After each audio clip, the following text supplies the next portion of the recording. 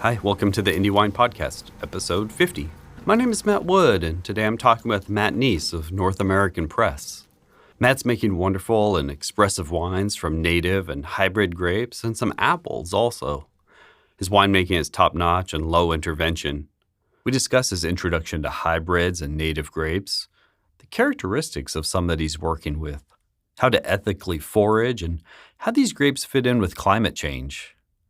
Just a quick reminder, there's a link to a Patreon in the show notes if you'd like to support the podcast with a donation to help me keep telling wine stories ad-free. Or you can also help by just telling a friend that you enjoy it. Here we go. All right, do you want to start at the beginning? Kind of how, growing up, were you interested in wine at all? Like, were your parents have wine on the table? No, not at all, actually. My mom, I don't think I ever even saw my mom drink a glass of wine until it was something that I was interested in. Okay. And it wasn't that kind of experience that I feel like maybe a lot of other people have, where it was like in the family. It was like a segue from food, really, like from cooking. So when I was in high school, so my mom, she ran a wholesale seafood company in San Diego. And so I kind of just grew up in more like the restaurant scene a little bit, but more like on the wholesale side of things. So when I got a job in high school, I think I was 16, I got my first job. It would just happen to be that it was a restaurant. You know, my mom called around. I was like, oh, hey, my 16-year-old son's looking for a job to stay busy, like keep him out of trouble. So, Yeah. And that was her Rolodex for restaurants. And so it just happened to be that there was a restaurant that was willing to kind of take me under their wing. And it just happened to be that it was in the kitchen. Okay. And so it was purely just coincidental that I started cooking. And then I quickly fell in love with it and had a passion for it. And I'd stay up all night, watching Food Network and stuff. And then I just kept cooking all through high school. And then I ended up going to college at Cal Poly in San Luis Obispo for engineering. And then I cooked all through college as well. Okay. And so kind of from being in food and restaurants and cooking, and then especially when I was in San Luis Obispo, there is a wine scene there on the Central Coast. Yeah. And so that was kind of my introduction into wine, was like food and wine pairing, like as from a chef's perspective. And I would make, the nightly specials for the restaurant, and we would do pairings every once in a while and stuff. And so that was more my interest, what am I trying to say? My segue into wine was through my introduction into wine. There you go. was through food and cooking. Yeah. And but for the longest time, like I was going to school for engineering to be a structural engineer. And I was always good at math. And so people always said like, oh yeah, you should follow this path. Like it's something that you're naturally good at and you seem to enjoy it. So you should like do engineering. And so it was always this constant like tug of war within me of like, how do I satisfy this more analytical side of my brain with this like really more passionate side of me that was more interested in cooking and food. And so, like, for example, when I was in college, I still have my old like engineering notebooks. And if you look at my engineering notebooks, like it's all just recipes. Okay. So like I'm sitting in class and I'm watching the teacher scribble on the board a bunch of stuff. And I'm just like writing recipes like, oh, I got to like, make the special tonight. And I would do like drawings, like sketches of like what the plate's going to look like and do all this stuff. And, after I graduated, I ended up becoming an engineer for a few years, but it just didn't really suit my personality very well. And so I've been constantly trying to battle, like, how do I satisfy all these different elements within me? And then eventually when I left the restaurant industry and did the engineering and that didn't work out. It was just like it wasn't even something that I was really driven to do to get into wine. It was just like it was more like a pragmatic thing. Like, oh, like this, I could be in this kind of creative food and wine world, but then also maybe have somewhat of a more balanced lifestyle and not be like staying up till 1 o'clock in the morning. And, just the restaurant industry, the lifestyle is really rough. Sure. And so I knew that it was not healthy for me to like stay in that industry for long term. Like it was fun when I was doing it in my 20s, but it wasn't something that I felt like I could do long term. Sure. Past that. And so it was just like more like a logistical thing. Like, oh, I wonder if wine would be interesting. And so I just started there's a junior college in the Central Coast in Santa Maria called Allen Hancock. Okay. And so I just started taking viticulture and enology classes there. And luckily for me, it just that same passion that I had with food and cooking, it just like it happened with wine too. That's like awesome. Taking these winemaking classes, like I was just on the edge of my seat. Like I totally fell in love with the whole process and fermentation and just being able to work with all these different varieties and flavors, and it kind of satisfied that urge, that creative urge that cooking provided. But then it also, has this more like scientific, analytical element also. I also fell in love with, like, I have pretty extreme ADHD. And so doing anything, it doesn't matter what it is, for more than like a week, like I just get real bored. Okay. And so that's where being able to work with the seasons, and where every week is literally I'm doing something different because I have to. Sure. Because, at least if you're a winemaker in the sense that you're small enough to where you're involved in all aspects of the process, and you're in the vineyard, and, you're on the calendar of Mother Nature. And so you kind of have to do different stuff all year round if you're following, if you're being involved in the farming and stuff. And then, obviously harvest and winemaking and stuff too. So that also was really nice, because I'm definitely never bored now. I almost wish I had like a week to just do the same thing now. Yeah, that small winery, you're hands on every step of the process. Totally. And so was Radio Coteau, was that your first entry into the professional world of wine? Yeah. So I took these classes at Allen Hancock, and I was like, yeah, I definitely feel like that passion and that interest. So now I got to see if I actually enjoy, it's one thing to like what you're learning about, and then a totally different thing to actually like the day-to-day job. Like engineering, I guess, was kind of like that, where there was a level of passion and interest in the the meat of the classes and stuff and what I was learning, but the day-to-day job of sitting at a desk was just not for me. Sure. And so, I needed to kind of just take the next step and see what working in a winery was actually like. And so I applied to a bunch of different places, and it was important to me that wherever I went, just as an intern, but it was important to me that I kind of got to see a lot of different things, because I wasn't necessarily, almost because I didn't have the experience, and I wanted to like, the goal of getting an internship was to decide if this was like a career path for me. And so when I got the acceptance to work as the intern for Radio Coteau, it was one of the bright spots of working there was being able to be involved, because it's a small winery and everything is very, very hands-on.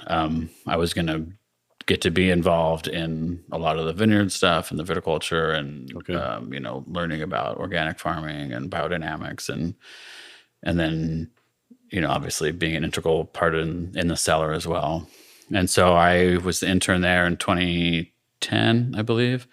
And then Eric offered me a full-time position afterwards. Okay. And so I kind of did the opposite of what, at least the most common story, at least I hear, people getting into the winemaking side of things is they do like these endless harvests. They work in the Northern Hemisphere and Southern Hemisphere, and they bounce around a lot. Just trying to get, which makes sense. They're just trying to get a lot of experience in a short amount of time. Mm-hmm. So you can do 2 harvests in 1 year. You can, work under a couple different winemakers and kind of like just get a lot of experience in a shorter amount of time. So I did like almost exactly the opposite. Sure, yeah. Is I didn't go anywhere at all. Not only did I not go to another hemisphere, but I didn't even go to like another state or another winery or another winemaker. Mm-hmm. And when I got offered the position after harvest was over, I expressed to Eric Sussman, the proprietor of Radio Coteau, I was like, well, I'm a little hesitant. Not that I don't like working here, but like I'm pretty new, and I kind of was just assumed that I was going to like go to New Zealand in the spring, and he said something that really stuck with me. And he was like, that's fine if that's what you want to do, but just understand, like, we're making winemaking decisions all year round, not just in the fermenter or not just during harvest. And so you can go to a bunch of places and work a bunch of harvests, and you're going to know lots of different ways to like manage a fermentation in a tank. But there's, we're making wine like all year round. And especially if you are of the mindset where, the wine is, I know it's cliche, but I mean, it's true, where, if you're of the mindset where you're making the wine in the vineyard, especially, then all of these vineyard decisions that we're making during pruning or during the growing season, that all affects, the wine also. And so that kind of, I sat with that for a while and decided to stay. Yeah. And, and looking back, like I still don't think I would have done it any differently. I think, he's absolutely right. I mean, to really hone in on, especially when you're working with the same vineyards like over and over and over again every year, and to you can really get hyper focused on the details of like this particular vineyard, and not just apply these like blanket techniques or protocols or farming strategies or winemaking techniques, instead of just being like, oh, we're making Pinot and we're going to make Pinot this way, regardless of what vineyard it's coming from or anything, but to be able to like take each individual vineyard, and every vineyard is farmed a little bit differently, and every vineyard is picked a little bit differently and is made a little bit differently. And that just only comes after years and years of working with the same vineyard and being able to like make these micro corrections every single year. And so it was really neat to be able to see that after. And so I ended up staying at Radio Coteau for 9 years. And so I think that was like actually incredibly valuable to really get into like the nuts and the bolts and the little micro details of these individual vineyards, and see the effects of like, oh yeah, remember like we did this last year in the vineyard, like whatever it was, like, oh, we decided to drop fruit in this vineyard to 2 clusters per shoot, or this other vineyard we left it at 3 because the chemistry is a little different, and or whatever the situation is, or we didn't do any leafing that year, and then to actually see it full circle years later in the bottle, and to being able to reflect on these decisions that were made in the vineyard, and to see how that translated into the wine later, like that became so valuable than just working for a few months at a bunch of different places. And maybe you're working under a bunch of different people, and so you kind of hear snippets from what other winemakers are saying, but to actually like do it and experience it, and then be the guy in the vineyard working with the crew to farm the vineyard, and then see the wine see that fruit come in during harvest, and then to actually do like extended élevage and then taste these wines years later. I felt like was really valuable.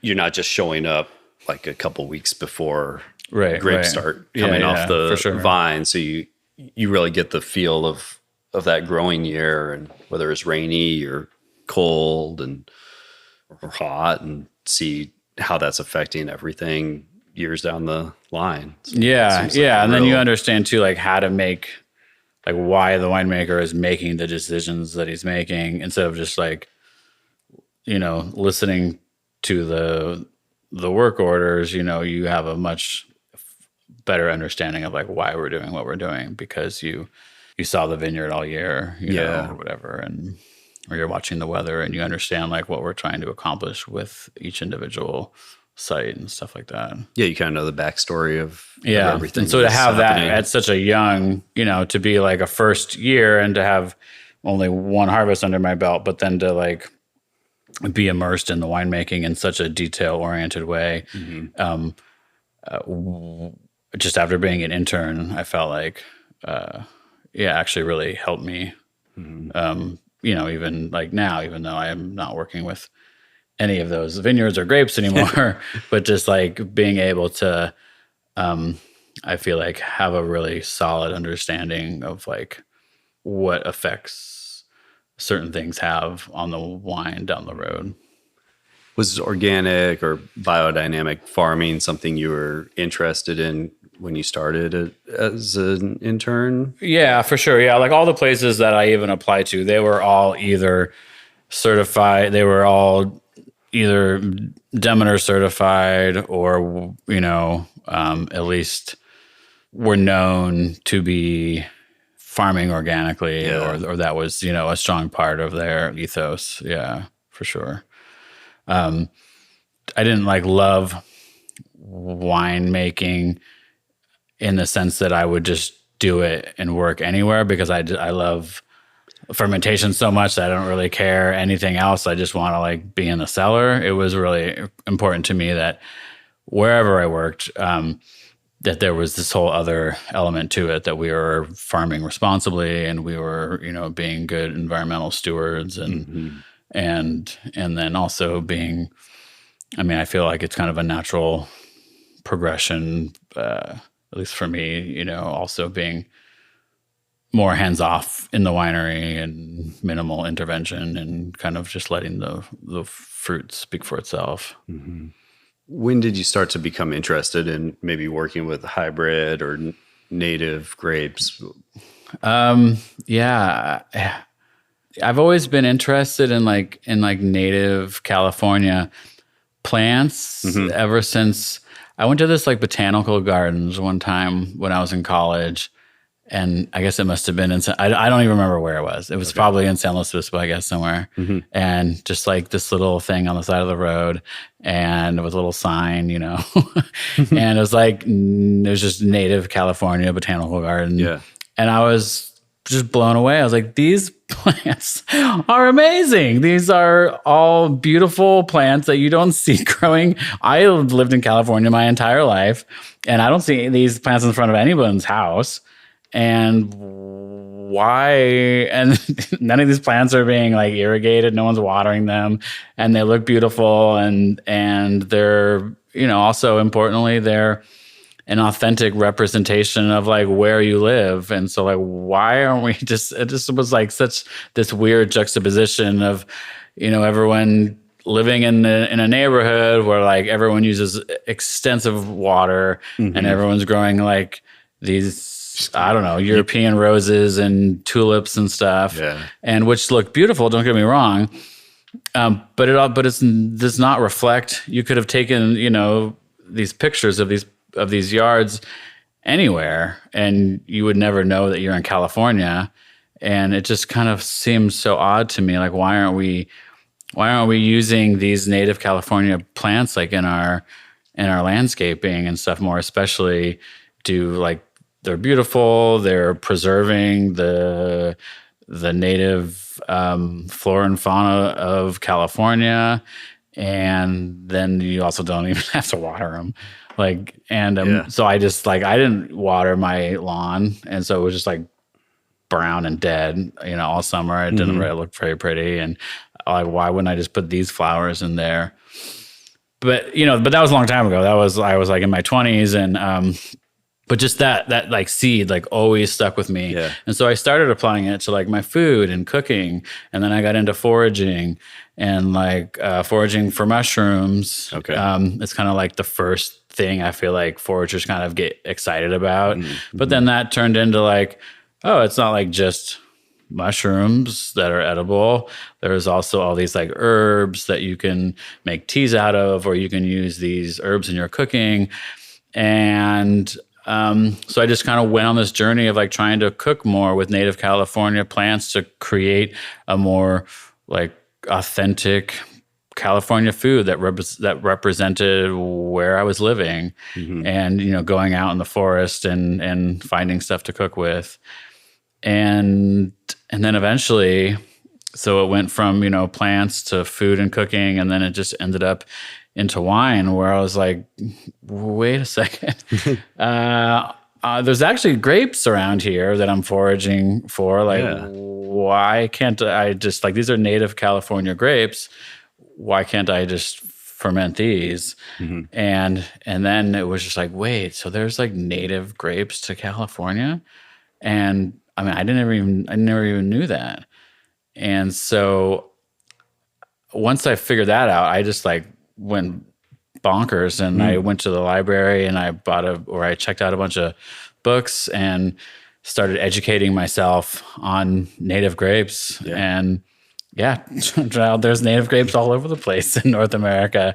And I just got so excited, like this passion of mine of being able to work with native plants, I could actually incorporate into my other passion of winemaking. And so I started just educating myself about native grapes of North America, not just in California, just because there's like a richer history of more experimentation on the East Coast, for natural reasons of when the Europeans came over. On the East Coast, they wanted to preserve their culture of winemaking, and so there's just a longer history of working with those grapes on the East Coast. And so just learning about the different like heirloom American grapes, and then I just kind of went down the rabbit hole, and I'm still down here. Still down, yeah. Goes deep. Did you start out by like small fermentations at home with like foraged grapes or anything? Not really, because I didn't really. These grapes don't exist here in California. Yeah. So it was all just reading books, but reading how like beautiful and amazing some of these wines were made from these grapes, and then it was such this like this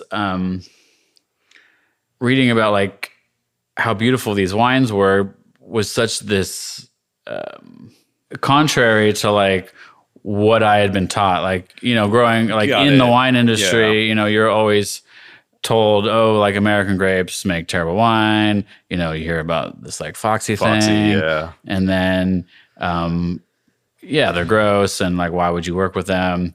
But then I'm reading all these old viticulture books and reading about these wines, and that doesn't make sense at all from what you hear about from certain industry professionals, that have kind of just like keep carrying on this stigma against hybrids. And so I just needed to see for myself then, because I didn't really, now I was like starting to question all these things that like you would read in the more current like winemaking books, about where you have like this book, it looks like, a gigantic encyclopedia about wine. And then, there's like a hybrid section, and it's like a quarter of a page.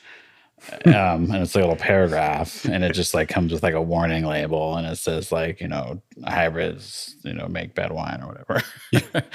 And so I started to question all that. Like, is that even true? I mean, I had regurgitated that same information too when people would talk to me about it, and I'd be like, oh yeah, no, native grapes, so yeah, no, they're foxy. But I actually didn't know, like, from personal experience, what that even meant, what I was saying. And then I just started wondering, like, maybe that's what everybody's doing.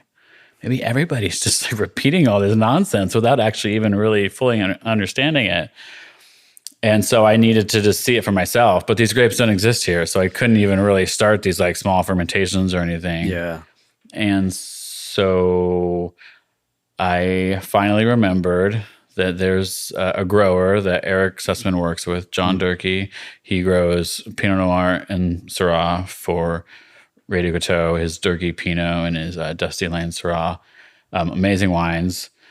And he would always talk about this Baco Noir vineyard that he would grow, but it wasn't really, but we've never seen it because we were always on his property, working with his fruit. So we'd never had seen it before. So it was kind of like this weird thing of like, where are those vines? Yeah, a little bit of like a that myth. You're always talking about. Is this a real thing? And yeah, we would kind of like blow it off a little bit, like when he would talk about this wine, because myself included, like I would have the same prejudice against these hybrid vines. And so when he would talk about this Baco Noir, honestly, I'll admit it. Yeah, I kind of just like tuned it out. Like, oh, John's talking about Baco Noir. Yeah, I'm sure that makes gross wine. So I'm gonna like not really listen to what he's saying. And, but then I was like, oh my God, John Durkee's got that Baco Noir. Yes, we got to call that guy. I'm ready. Like, I want to talk to you about this. Yeah. And so I called him, and he's like, oh my God. He's like, I've been trying to find somebody to take over farming that vineyard for years, and nobody wants it. I was like, I want it. I'm ready. Tell me. Wow, I'm ready to listen. Mm-hmm. Tell me all the things that you know about this grape.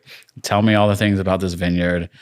And it's just incredible story of this. It's a long story, but there's this Italian immigrant who went AWOL during World War II, left the Russian front in Italy, ended up in like Canada, came down the West Coast, and somehow ended up in Sebastopol, and then was working at the junkyard in San Francisco. And he'd always wanted like a vineyard in his backyard, just like he had at home in Italy. And I think he had tried some European varieties, like what his neighbors were growing in the area. There's a lot of like Italian families in Sonoma at the time that were planting vineyards and stuff, but he wasn't planting the vineyard for commercial purposes. He just wanted this vineyard on his property to like make his own wine. Okay. Like he had a full-time job. He was driving down to the city every day. Mm-hmm. Like he didn't have time to like do this farming.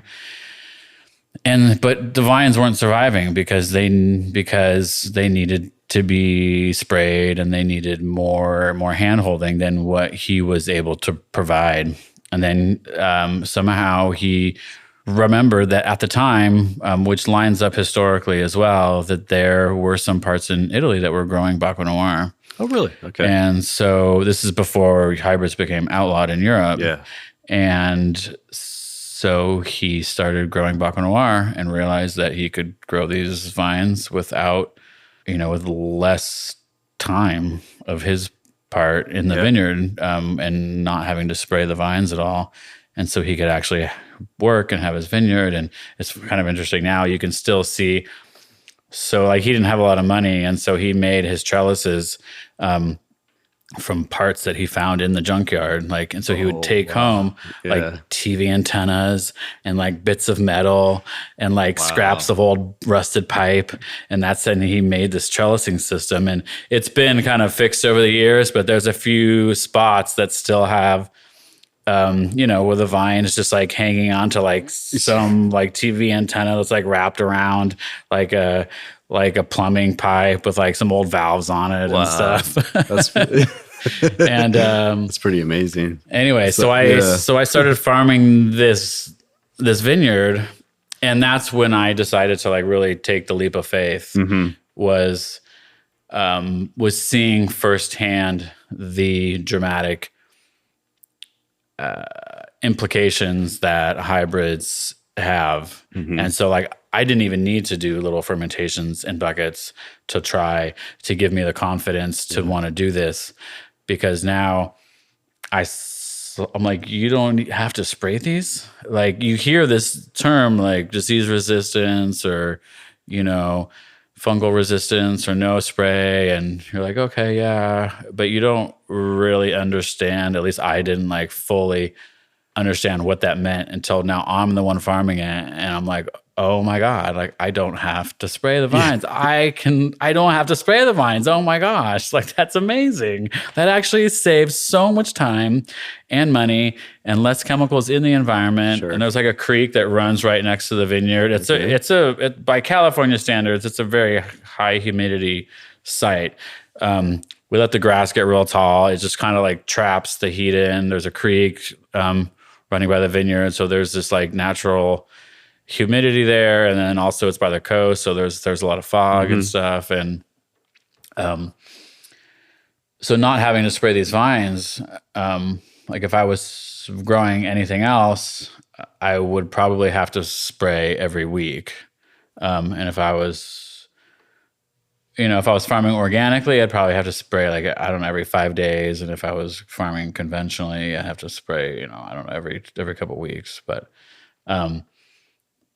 anyways, but it's also this really sensitive ecosystem here with the creek and the watershed being so close to the vineyard. And so being able to grow these vines and not have to spray was just like so eye-opening, and just like, why, even if it just makes like okay wine, this is huge. I mean, why are I understand this is California and we can get away with growing European vines here, whereas other parts of the country are too humid without like really heavy-handed inputs, and we can grow European vines here, and that's great. But there's these like all these other grapes here that even here in California would be great to grow because of the mildew resistance and not having to worry about powdery mildew.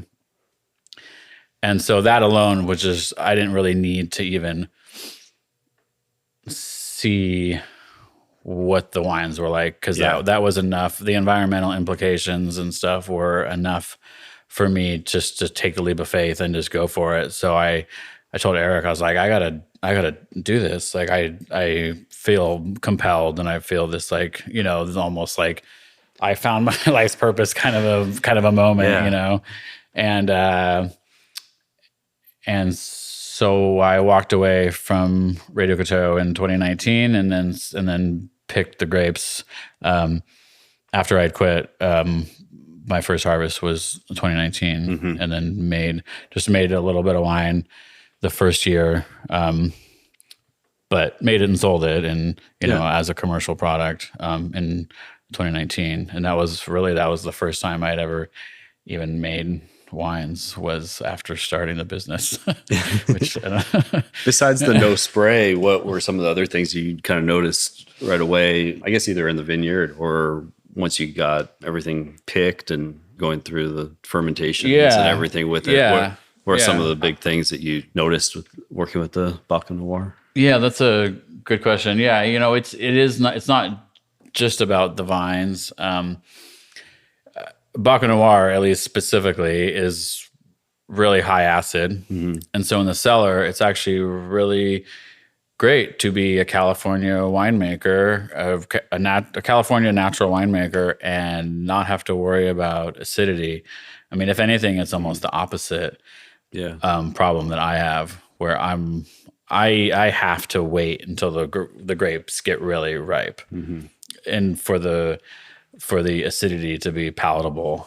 And so, which seems like such an obvious solution for natural winemakers in California, just to like be working with really high acid varieties. So instead of, wanting to like pick earlier and earlier and earlier, I get to pick these grapes at like full ripeness and to get these full flavors, but also have like really, really vibrant wine and bright acidity. So which is wonderful. But not all hybrids are like that. But that was my first experience with hybrids, and then especially with the Baca Noir. But yeah, the thing about hybrids is there's so many different species of grapes in North America that it's impossible. You can't generalize anything because there's so much diversity and there's such a wide spectrum of everything, of color, flavor, tannin, chemistry, yields, growing, how the vine grows, how, everything is so different. Because you're working with literally so many different species that the genetic makeup of each grape is so varied, which leads to, in part why these vines are also so resilient is they can pull from so many different attributes of its DNA. But there are a lot of hybrids that are high in acid, specifically like the Riparia-based hybrids, like Frontenac Noir, Baca Noir, and those ones, yeah.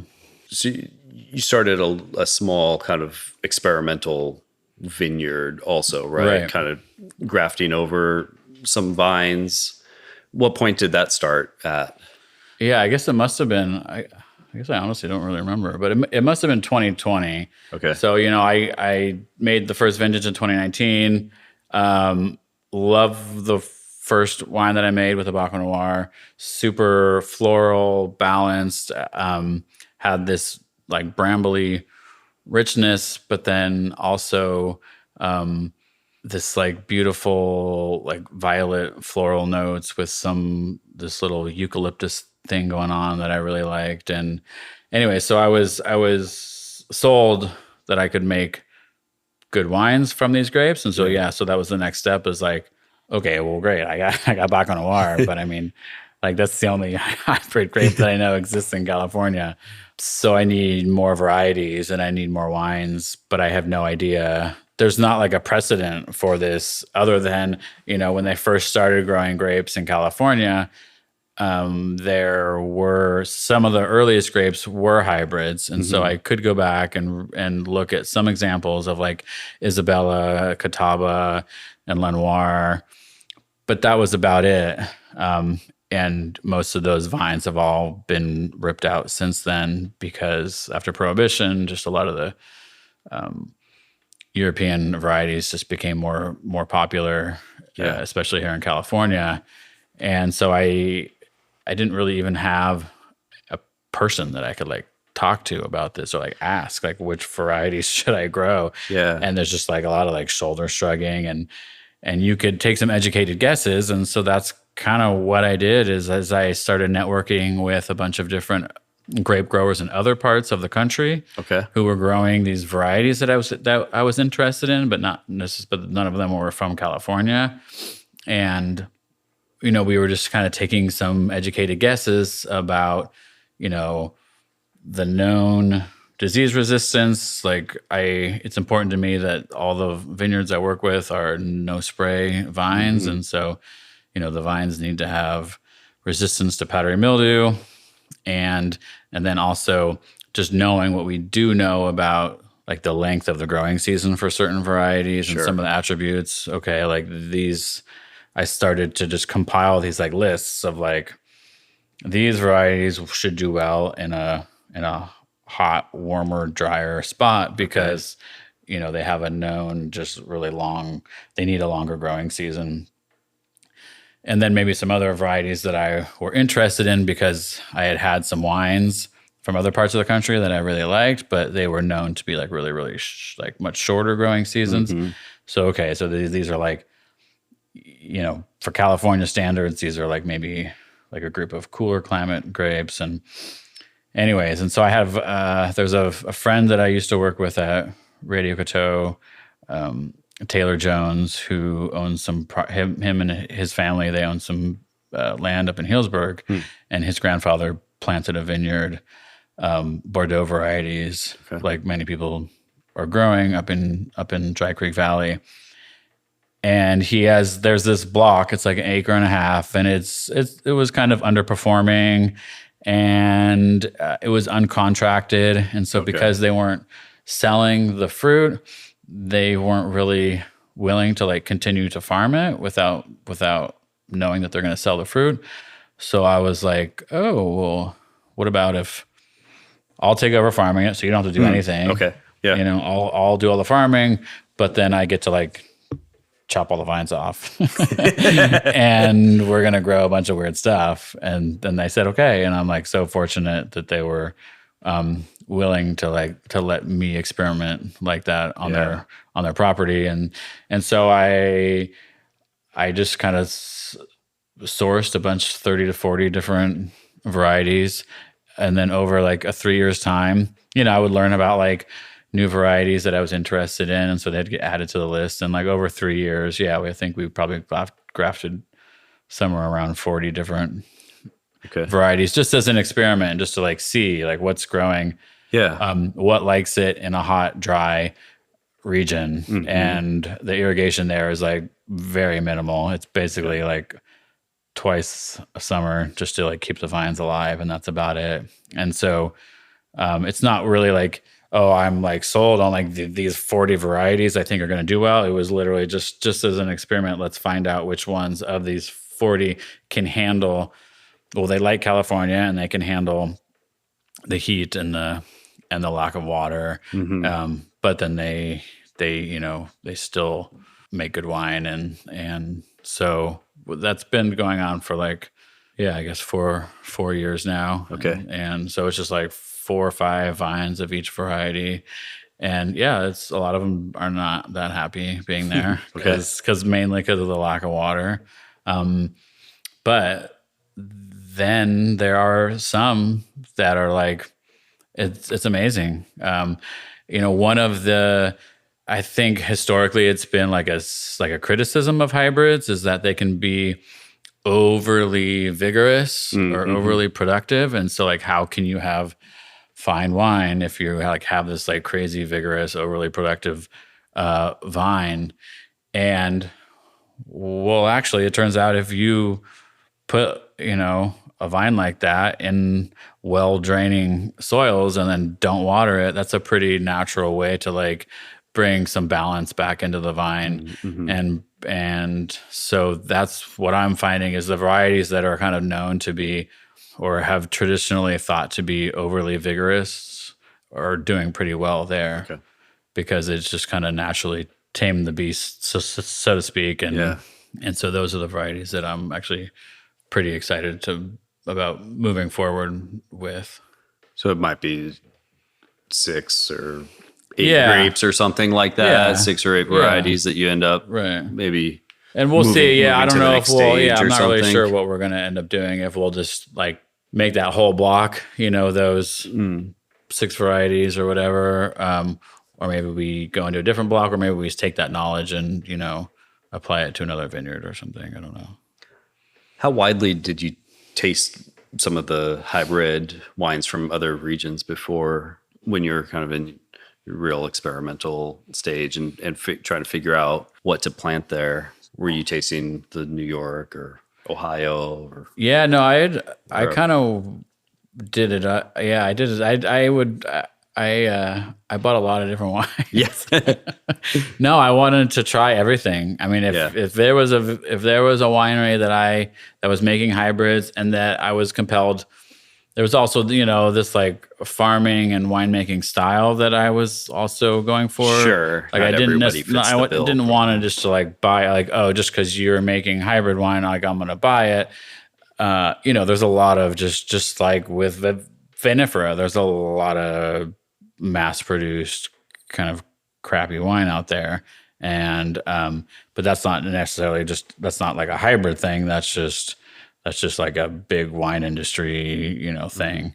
And so, if there were these small artisanal producers that were growing hybrids, then I tried wine from a lot of different states and around the world as well.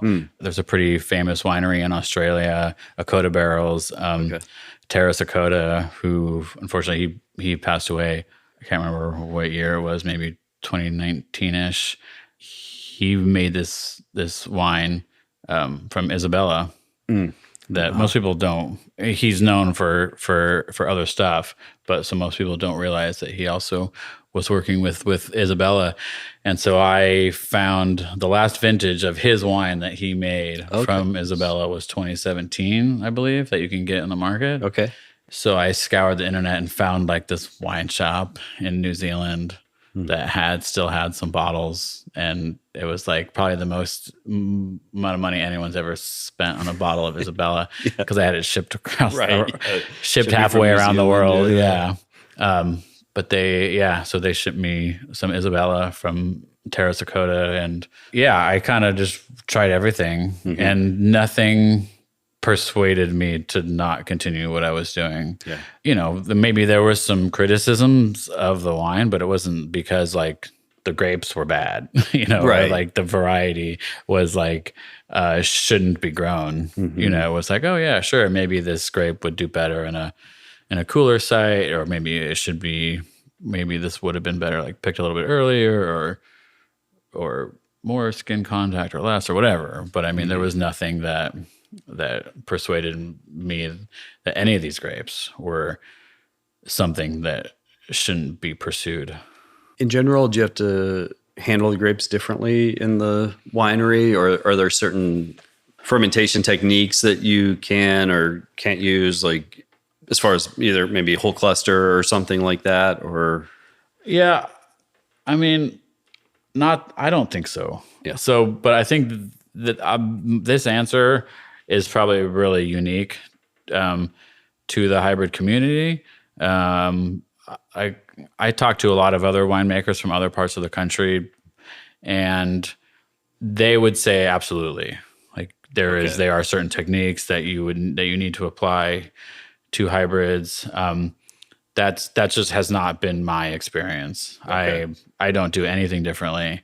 I don't know if it's because I'm growing these grapes in California, and so they just are different, not because of the variety, but because they're different from other growers in other parts of the country that are growing these, which is, to me, speaks more to just the region and less about the variety, because I'm just applying all the same tried and true old school Burgundian winemaking techniques that I learned being at Radio Coteau for 9 years, and I'm not doing anything different or weird or fancy or I mean, I do for the Baco Noir just because it's the variety that I have had the most experience with.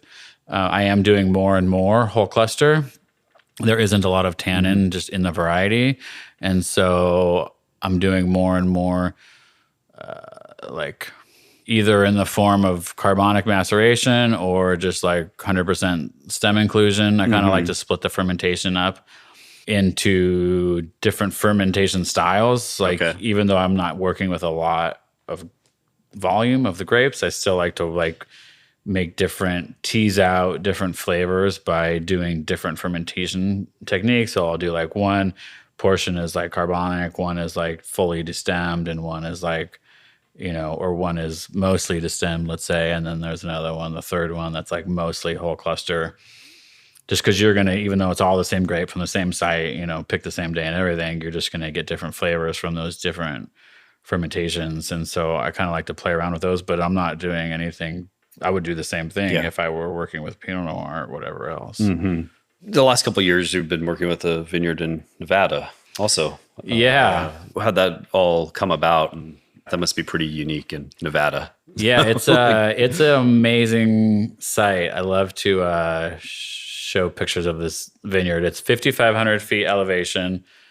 It is, so like if you're looking at Lake Tahoe, it's just east. So the eastern side of Lake Tahoe, there's a mountain range called the Carson Mountain Range. And on the eastern face of that mountain range, on the foothills, is this vineyard. And it's pretty wild site. I mean, you're so high up that like in the summertime, it is just full sun. Okay. There are no clouds anywhere, but then in the wintertime, the vineyard's buried in snow.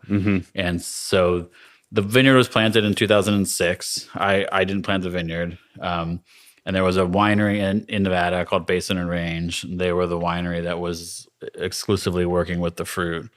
And Ryan Sturm, a colleague, sent me a message like back in 2019 when he noticed that I was getting interested in hybrids and starting North American Press. And he had seen, I think it was like an MLS listing, not for the vineyard, but for the business of that winery, Basin and Range, was up for sale. And he had seen like on the business description, like they work with these hybrids.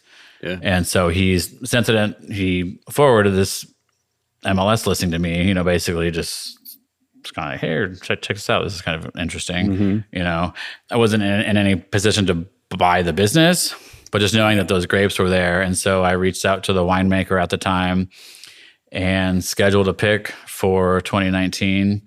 And unfortunately, the vineyard manager, he's been battling cancer for a number of years, and he was in the hospital. He ended up in the hospital during harvest. And so he's like, we're not going to be able to get the fruit. So we canceled the pick. Okay. And I was like, it's fine. This is my first year of doing this. We'll shelve it and we'll do it next year. Well, then they ended up selling the business, and there was a new business owner, and he had never worked he was coming from another industry. Okay. And he had never worked in, my understanding is he had never worked in a winery or a vineyard before. And it was just more of like a business opportunity.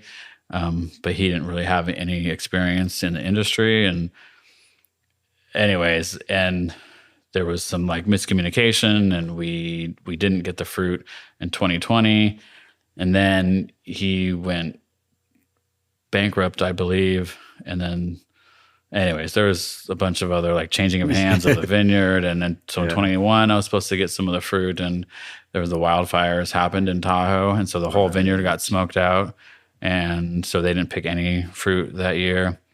And so finally in 22, I started working with getting some of the fruit. And so I just took a small amount just to that's kind of like my MO with these grapes, is not that I'm like hesitant to work with them, but just to get to know the fruit. Cause I had never, anytime I work with a new site, it's most likely going to be a variety that I've just never worked with before. And so it's just like get my feet wet and just understand the grapes a little bit better before kind of jumping all in. And so I just took a little bit the first year of everything. It's planted to La Crosse, Brianna are the two white grapes on the site, and then Frontenac Noir and St. Croix.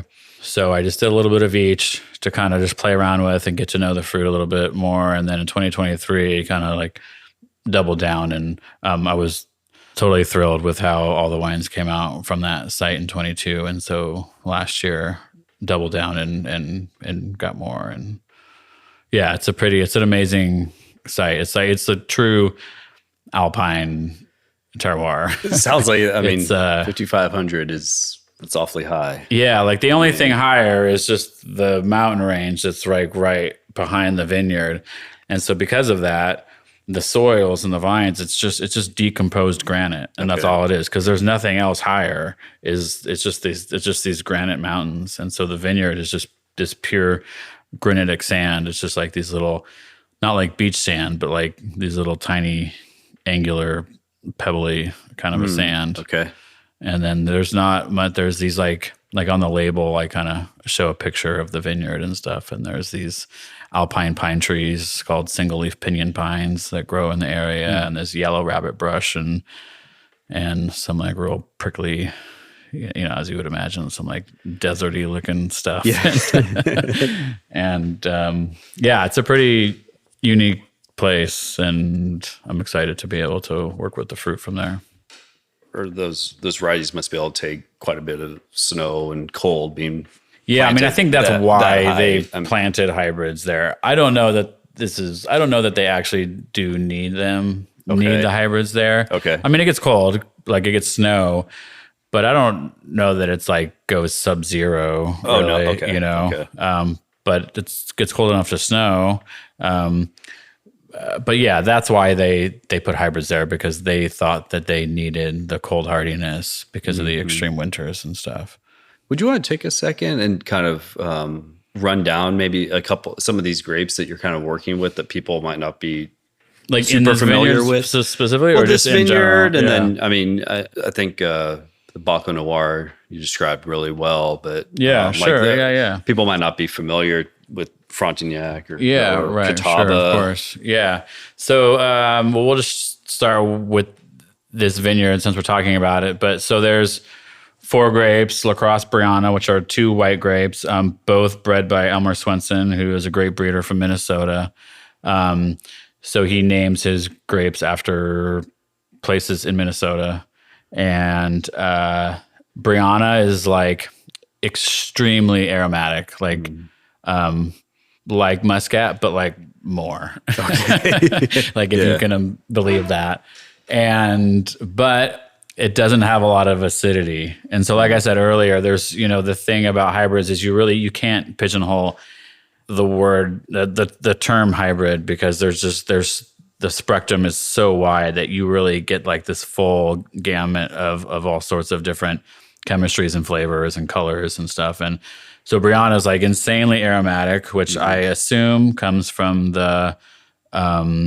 its Labrusca heritage. So it has quite it has a good bit of Vitis Labrusca in it, which is like a native grape more to like northeastern North America, which is like what Concord is a hybrid actually of which is 50% Vitis Labrusca, and that's what gives Concord like that grapey flavor. Okay. And so, but Brianna is a white grape, and so it shows itself a little bit differently, but still I think that's where a lot of the aromatics come from.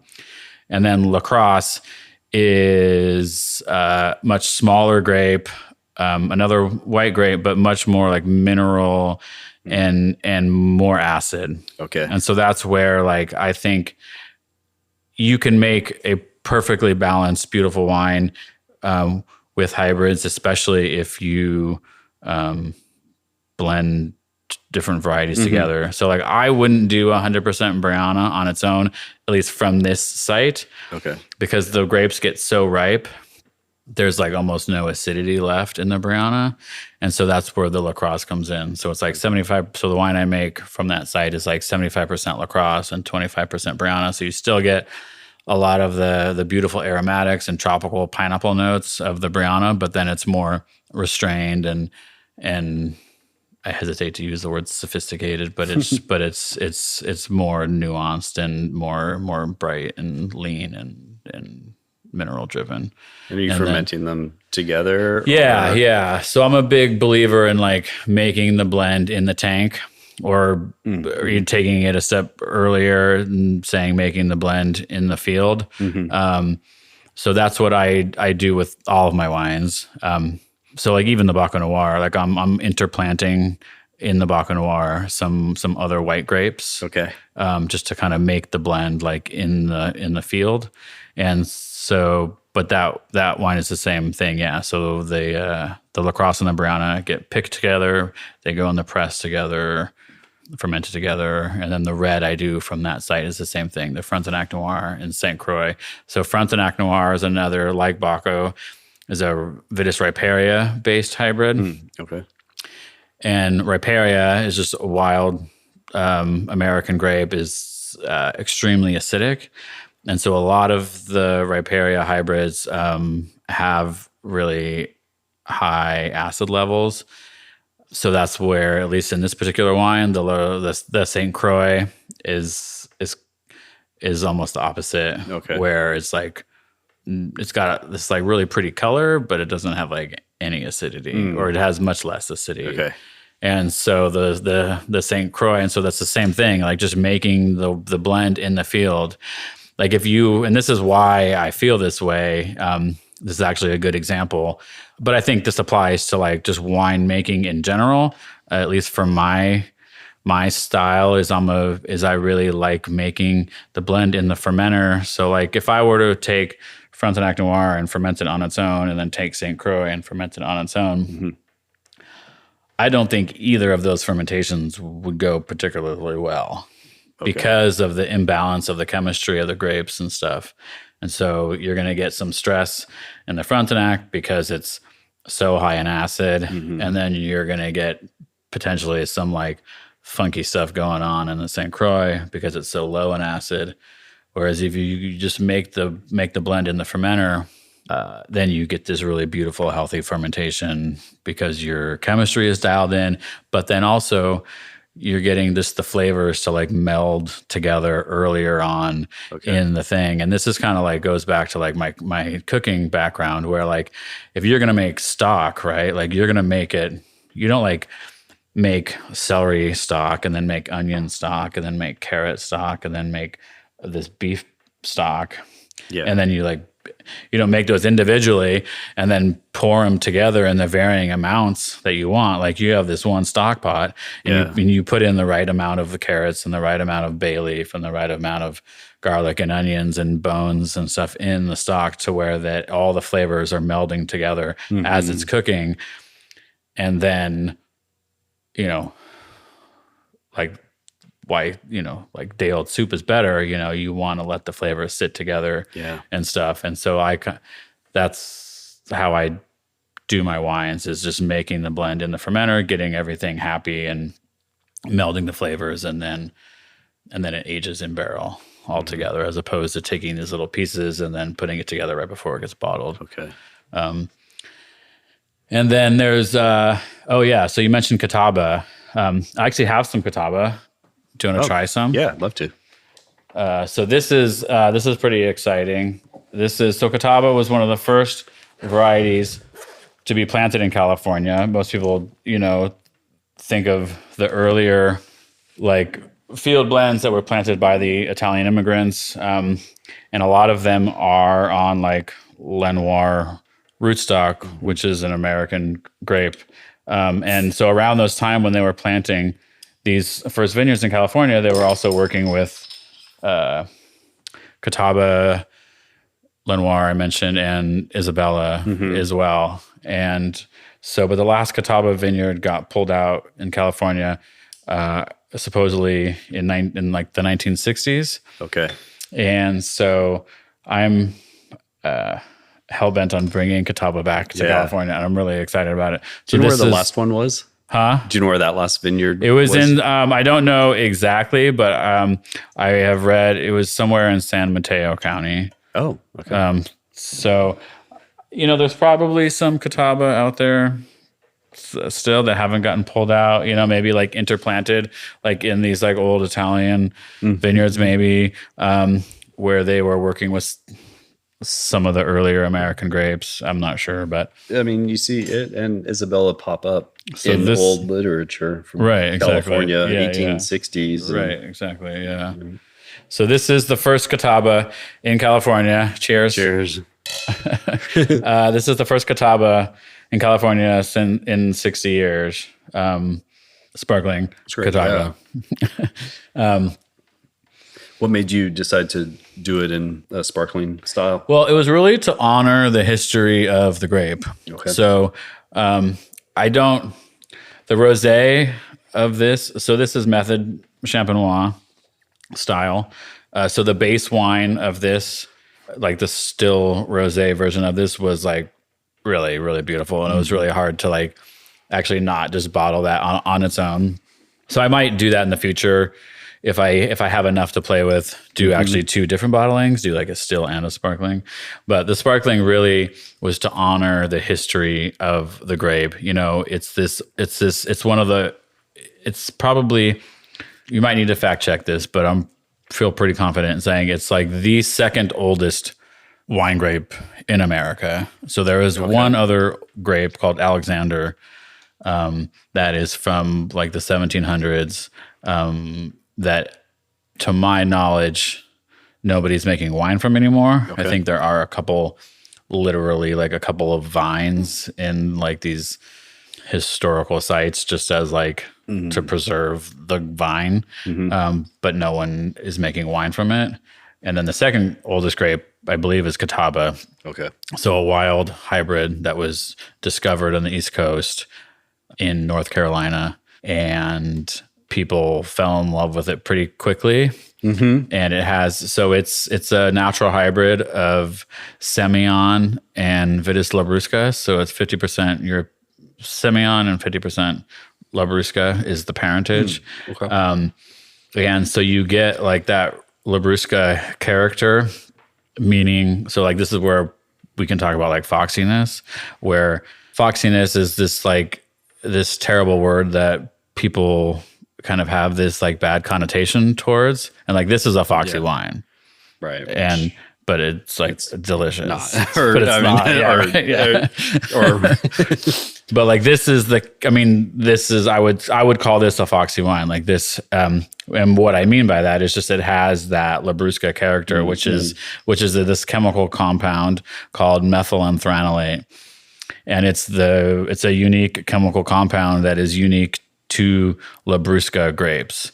And so like Concord. So like if you're like a candy maker and you're making like grape jelly beans or whatever, and you want to make your jelly beans taste like grape flavor, you add this methylenthranolate, and it's what we have been brought up to perceive as grape flavor because it's that flavor that's in Concord grapes. But it just tastes like, it's like in this example, it's that really intense strawberry, that rose petal, that almost like bubblegum kind of a character. Like that's the methylenthranolate that's in Catawba that comes from the labrusca grape. And so the foxy thing, it's not really like necessarily like this animal like flavor. Yeah. It's so labrusca is called the fox grape. That's like the common name for the grape is called the fox grape. And so when wines are made from the fox grape, they're deemed foxy, but it's not necessarily like, oh, this tastes like an animal. It's just it's a characteristic that is due to the grape that was used, but it's not like a bad thing. It's actually really beautiful and amazing. It is. Yeah. It's just fortunate term or word. Yeah. Maybe more than anything else. So that's anyway, so the grape, was found in North Carolina, and then it made its way west and became really popular in Ohio. So the Ohio River Valley was growing Catawba along the river. So it was found along the river, along the Catawba River, and then it became famous along the Ohio River. And this is the style that they would make, because they would make a sparkling version of it. And it became famous around the world. I mean, at one point it was deemed like the best sparkling wine in the world was made from Catawba in Ohio. Yeah. That's like, is that Nicholas Longworth? Yeah, he was in large part one of the ones, that made this wine famous. And so I'm just trying to honor like its history by making a sparkling Catawba. Yeah. But it's really beautiful in a still version also. Yeah, I bet. How did you come across this? So vineyard? this was so also in an effort to kind of like maintain the historical thread of this grape. It is now planted along the old riverbed of Sassoon Creek in Sassoon Valley. Oh, okay. So there's this old creek that was I don't really know the whole story, but basically it was moved. They moved the creek like 100 years ago. The farmers or the agricultural industry wanted to move the creek, and so they like literally moved the creek. Yeah. And so there's the old geological like creek bed though is now a vineyard, and so we planted Catawba in this vineyard, and so it's totally dry farmed and like in this old creek bed. So it's like back to, it kind of honors like the history of this grape doing well along rivers and stuff. Very also cool. And I don't know if that's coincidental or if there's actually something to that. Like I do think that you get these kind of dramatic pH changes in the soil along creek beds, and so I don't know if there's something there, but yeah, I'm pretty excited to finally bring this grape back to California and to work with it again. It's kind of exciting. Yeah, that's really exciting.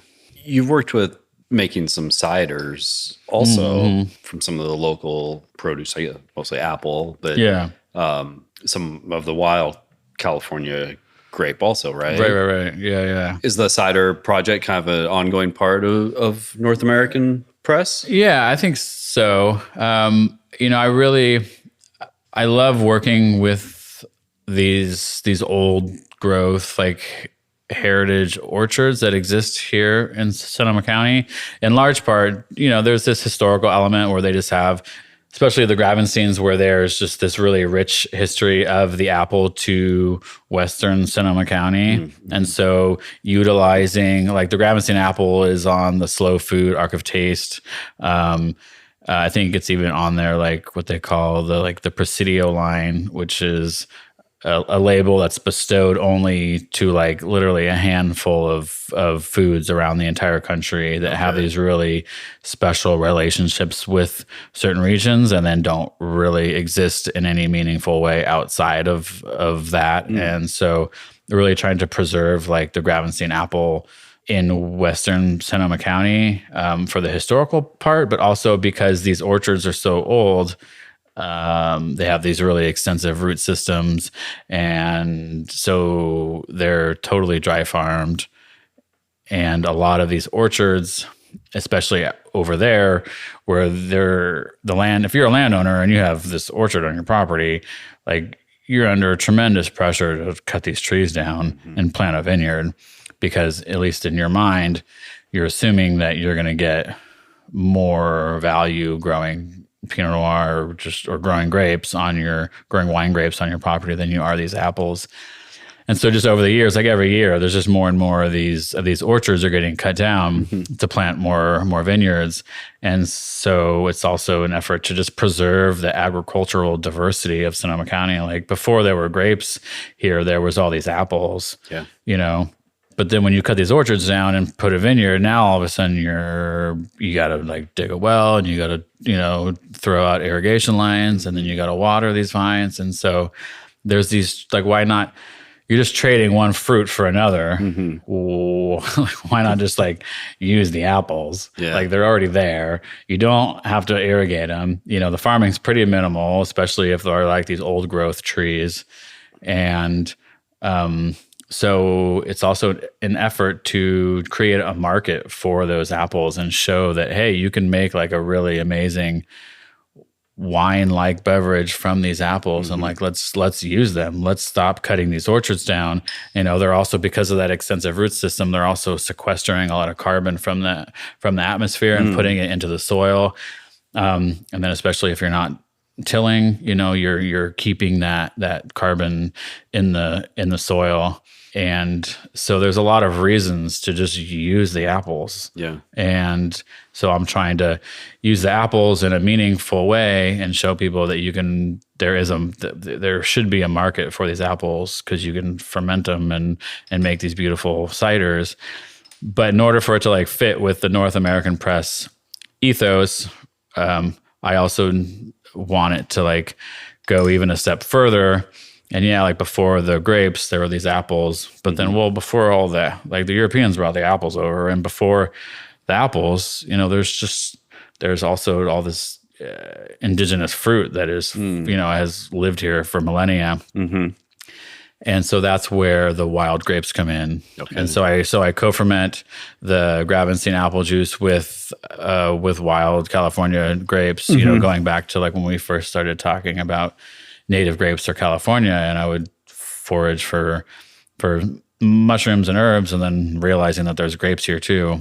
And so using these wild grapes to kind of give it this more authentic product that is representative of the region and where it's made. So I started out like just foraging for grapes, but it's really time consuming. Yeah. And you don't, bred for big bunches or anything. Yeah, they're like small little tiny berries. They're small bunches and they're way high up in the tree. And So I had this like really romantic idea, foraging for these grapes and stuff. And at first it was great because I made a really, I made a couple barrels or whatever and it was fine. And luckily a little bit goes a long way. Okay. Like these grapes are high acid, high color, and like just high intensity. So I don't need a whole lot to like have an impact on the cider. And so at first it was fine, but then it became apparent. Like if I wanted to grow this, so I call it wild card, this cider co-ferment I'm talking about.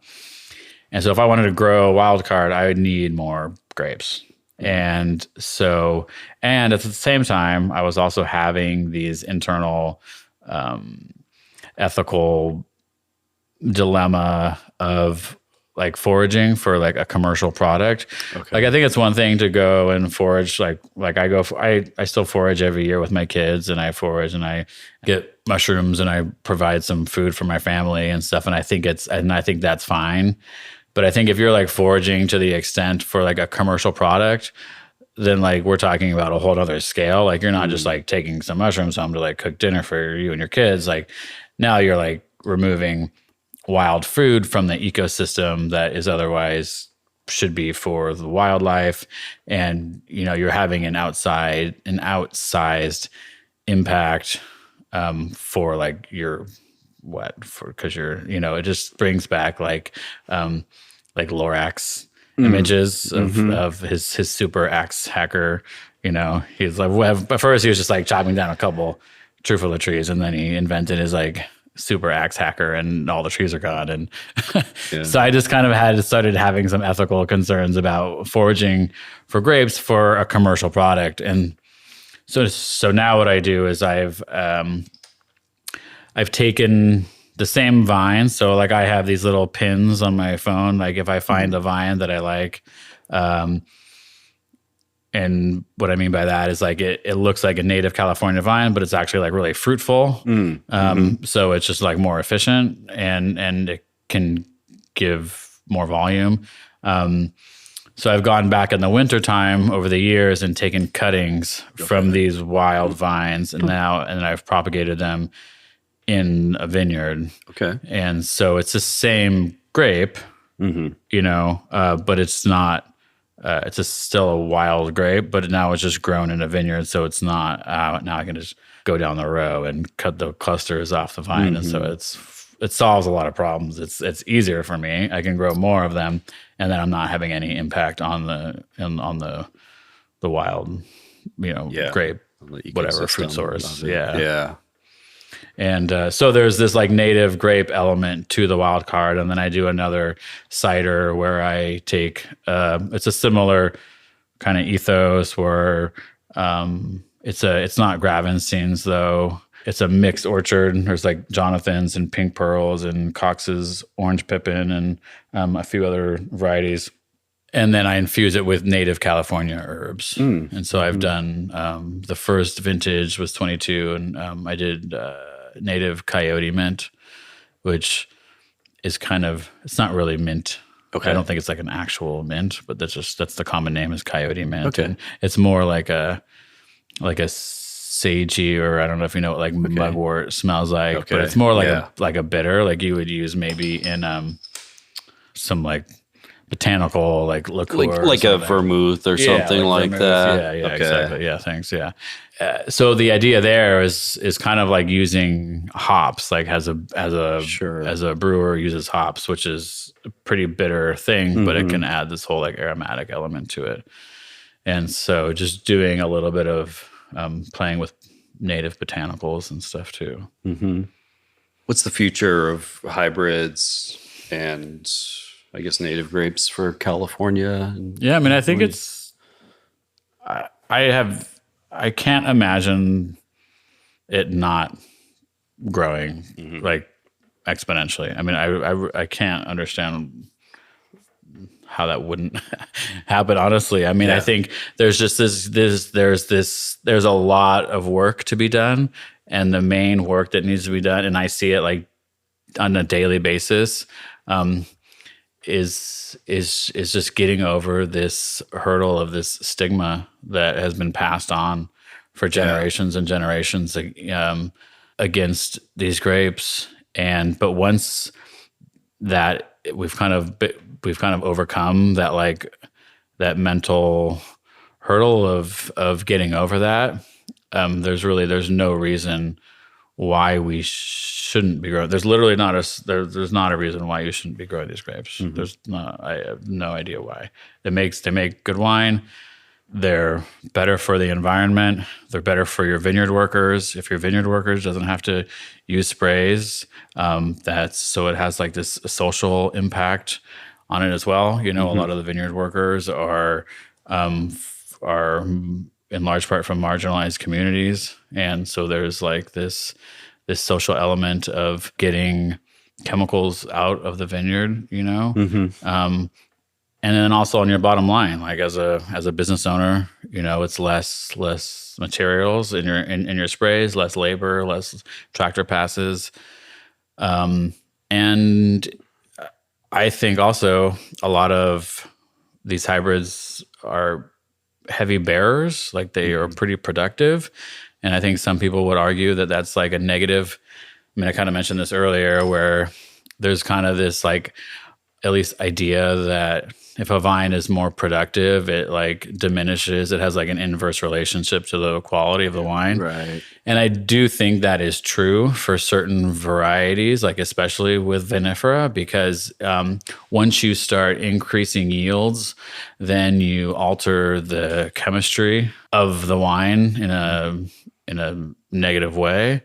And so to where you are now, you know, if a vine is overcropped, it's just you're going to need to intervene more because it's not going to have any acid left or whatever. And so you're going to want to like chemically adjust the wine in the cellar. And so it's kind of like a slippery slope. And so that's where this idea of like, you know, for fine wine, you need to have these really low yields. But with hybrids, they're so intense. And the chemistry is like so kind of extreme, and the colors and the flavors are so kind of extreme that I think that principle still applies where they can be overcropped.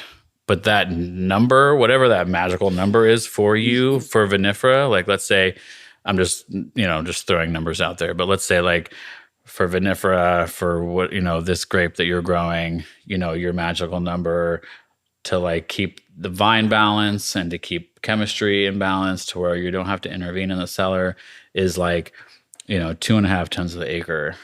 Well, I would argue that there's still a kind of magical number, quote unquote, for a lot of these hybrid varieties, but it's going to be bigger. It's not going to be 2.5. It's going to be like 5.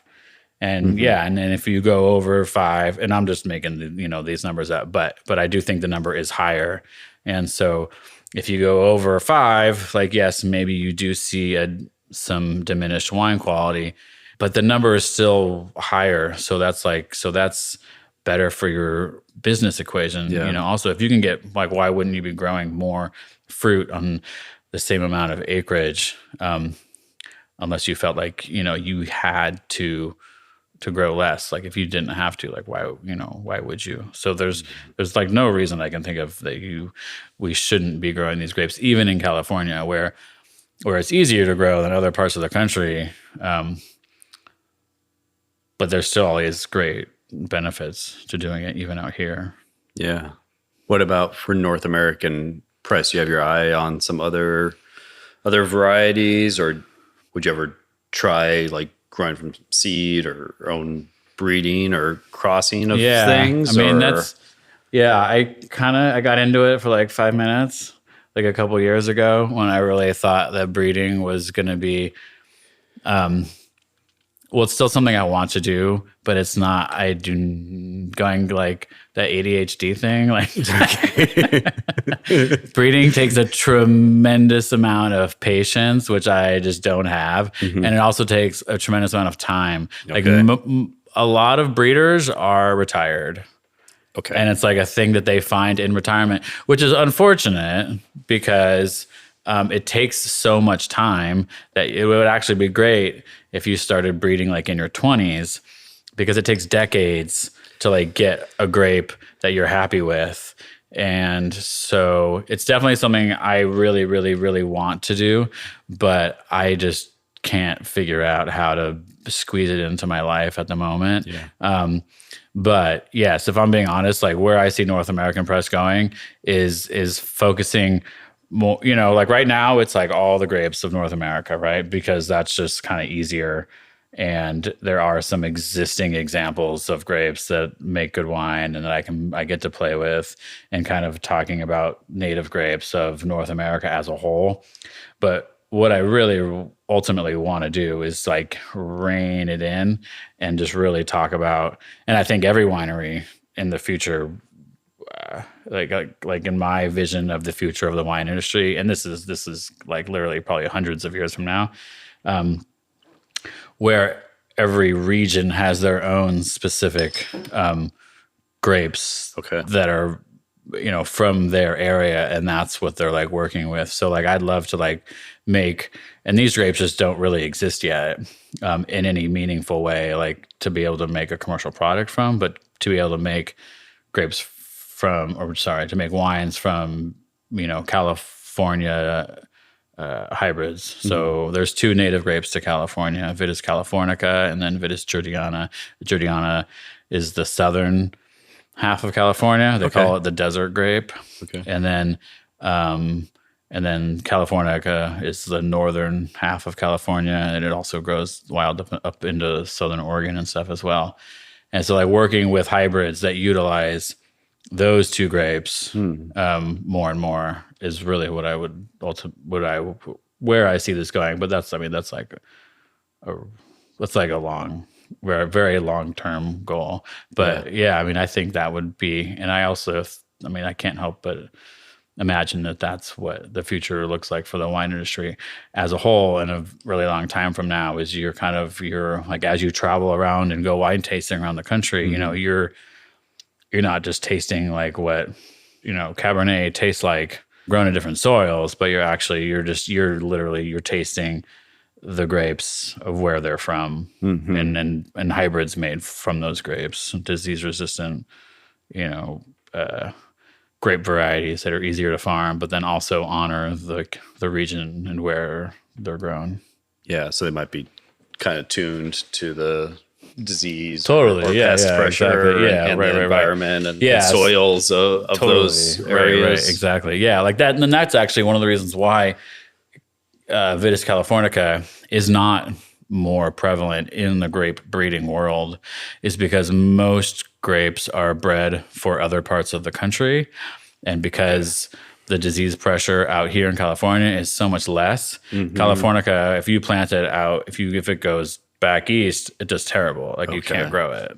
Because it doesn't have but it can grow here in California, obviously, just fine, but it can't grow in other places, and that's part of the main reason why it's not really more widely used. But here in California, like just fine. So like I don't see why we shouldn't be using our own native grapes here to make our own unique wines that literally can't be grown anywhere else. And then you kind of like have these cool regional wines from around the country. Do you know if there's any like momentum for something like that with Davis or anything? No. FPS or anything? Not like really. That? Okay. The most famous Californica hybrid is found in like native plant nurseries. It's called Rogers Red. Okay. Like if you go to any native plant nursery in the state of California, they're going to have this grape Rogers Red, which it was actually found. It was discovered up by I think this is true, up in Healdsburg, up to close to where I'm growing these other hybrids, and it was initially thought to be a pure Californica grapevine. And so then it got widely distributed within the native plant community in all these nurseries. And then they've recently done DNA analysis, and it's actually a natural hybrid. Okay. So it's a hybrid of Alicante Boucher and Californica. Okay. And it's called Rogers Red. Okay. Not because of the grape color, but because of the color of the vines. So it turns this like really intense red color in the fall. So they use it for like ornamental purposes. Okay. But I've fermented Rogers Red on its own Yeah. in like small batches, and it makes actually a pretty good wine. Okay. So it might be something for the Yeah, future, but I don't. But besides part of a that, I blend mean, or I don't. I think they've used it. They've tried to use it more for rootstock, like here in California. Okay. You know, Okay. Yeah. and I don't think this is true, but I'm probably not the best person to ask. There's probably people like if you work at UC Davis and you're listening to this, you should email me and tell me and correct me on this. But from the research I've done, they've tried to use Californica for breeding for rootstock in the past. Okay. I'm talking about like 1930s, and it was and then they came to the opinion that it is not resistant to phylloxera, and so they ditched it. And so they said we're like it's a deal breaker. We can't work with this species anymore. Because if it's not resistant to phylloxera, then like, why are we even, that's like kind of the whole point of, one of them, that's at least how rootstocks got started, you know. But I think that more recently, they have found out that those initial Californica vines that they were using in the 1930s, similar to what happened with Rogers Red, they thought that they were using a pure Californica vine in their breeding, and it turns out that they were actually hybrids. And so it's possible that the vines that they were using were not resistant to phylloxera, not because Californica is not resistant, but because those vines were not, because they were hybrids with vinifera. Okay. And so I do think that there is still something that is possible with using Californica, if not for wine, but also for rootstocks. Okay. But again, if you somebody out there can prove me wrong, then or knows otherwise, please let me know. Yeah. But that's my understanding. Oh, you know what? Can I ask you about working with Filoli? Oh yeah, sure, yeah. Yeah, that's an amazing story too. Yeah, there was so Christopher Renfro, who started 280 Project. He has this amazing organization, 280 Project, where he works with people from marginalized communities, and there can be a lot of kind of gatekeeping in the wine industry, this like old guard mentality and stuff, and it can be a hard industry to break into. And so he has this cool organization where he has these they call it like an apprenticeship program. And so you can apply for the apprenticeship, and then every Friday you go to a different vineyard or winery, and you get to learn, all sorts of everything about the wine industry, not just like growing grapes, but like the business side of things, or, winemaking. They go to UC Davis, they go to, and this was all also in large part due to help from Steve Mathiasen as well. And so Chris and I have gotten in touch over the years because he also has just kind of had an interest in native grapes and hybrids and their disease resistance and stuff as well. And he has this vineyard in San Francisco that he works with, where he's kind of plays around with a bunch of different varieties too. And he has been going to Filoli just to like to take his kids, like on the weekends. And eventually he got to talking, I think, with the people that work there, and they're like, oh, you're into grapes, or there's actually like a vineyard here that is closed to the public that most people don't know about. Do you want us to show it to you? And this is what happens with Chris. He's like, so he has this like amazing ability. He has this like wonderful charm, and he's just like a super honest and nice guy, and people, I feel like you just kind of feel like drawn to him, and this kind of stuff like seems to happen to him all the time. And so anyway, so they're like, oh yeah, let's, let me show you this vineyard. And so he sees this vineyard, and it's like, it's all these old heirloom, like American grapes. And he's like, what? He's like, I didn't, these grapes do not exist in California, like anywhere except for like maybe at the USDA repository, like at Wolfskill or at UC Davis. and they're like these old Munson varieties. So TV Okay. Munson was a great breeder from Texas, but there's some other French American hybrids there also. It's like every vine is a different variety. Oh, And anyways, and so we were talking about the vineyard, and I was like, man, I would love to be able to work with that fruit and also like help you out at the same time. And like, let's collaborate and let's see if we could get access to those grapes. And it could kind of be a win-win-win for everybody. Like they could donate the grapes to 280 Project. They would be doing some social good, and then also they would be getting exposure, from the wine, and then I could help Chris because he's not able to legally make this wine and sell it. Sure. And so let's use my license to produce and sell wine. And then I'll just I'll front all the costs, like just the hard costs of the glass and, and that kind of stuff. And then we'll sell the wine, and then all the proceeds will just go back to 280 Project. Okay. And so, and then I get to also work with these cool grapes, And so we started doing that in, I guess, 2021. So we pick all the grapes. We do a couple different passes because each vine is different. The vineyard ripens like really like in this heterogeneous manner. And so you kind of have to like take one vine at a time and like taste it and decide if you're going to pick it. And sometimes you pick half the vine, or sometimes you take all the grapes, or sometimes you take none of them. And then anyways, it's this cool thing. Like every year when we bring the fruit in, like everyone gets all excited because it's like, it's literally like a bag of Skittles, like in the bin there's like black, green, pink, every spectrum of grape color you can imagine in this bin, and they all taste amazing.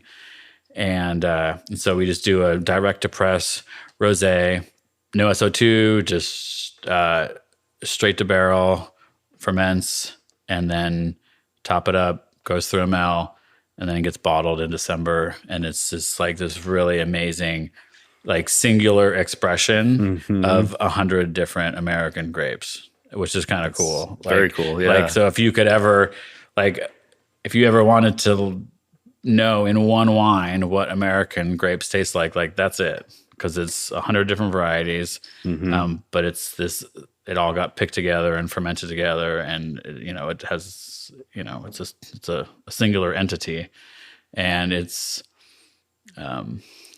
beautiful. It's like loads of like tropical flavors, but also like lots of rose petal. There's a lot of this kind of Labrusca characteristics that's in this Catawba too, like juicy strawberries and stuff, but really bright. And anyways, and then all the money goes back to 280 Project, and just to support him and his endeavors, making the wine industry more equitable, and inclusive, and bringing people up into the industry.